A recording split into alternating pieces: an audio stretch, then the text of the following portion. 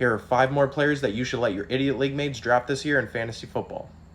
Up first, we have the Kansas City Chiefs wide receiver core, and I just don't really want any part of this offense. Both Rashee Rice and Xavier Worthy are going around the early 40s, which is just about the same range that DK Metcalf and Courtland Sutton are going, and I'd much rather have them. On top of that, Xavier Worthy is not a true wide receiver one, I don't believe. I don't think he's going to resolve any of the Kansas City's offensive issues. And Rashee Rice is dealing with an 8-game suspension that he's probably going to face due to his offseason issues.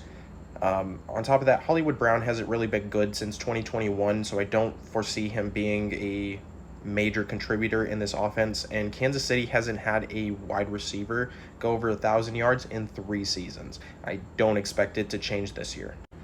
Up next, we have Amon-Ra St. Brown, who scored on 8.5% of his targets last year, and this is not a knock against him. It's mostly the fact that the Lions were so good offensively last year. I can't imagine that they're going to replicate that same type of success with Ben Johnson now gone and having a new offensive coordinator. He's going in the first round. They're just players that I'd much rather have, who I feel more comfortable with, like Malik Neighbors or like Derrick Henry, who I feel like I know what I'm going to get from them, and I don't feel like I know what I'm going to get from Amon-Ra, so I would avoid him altogether. Up next, we have Travis Hunter, and this one is really easy.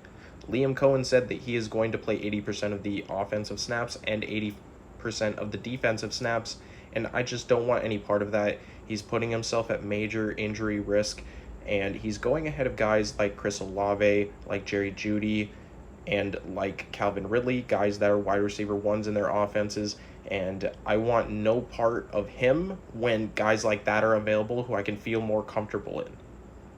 Up next at number 4, Baker Mayfield. His price tag is just too high for me. I feel like I can get the same kind of value out of guys like Brock Purdy, Justin Herbert, and Dak Prescott, who go many rounds later, and I can get more value at the flex position where he is being drafted.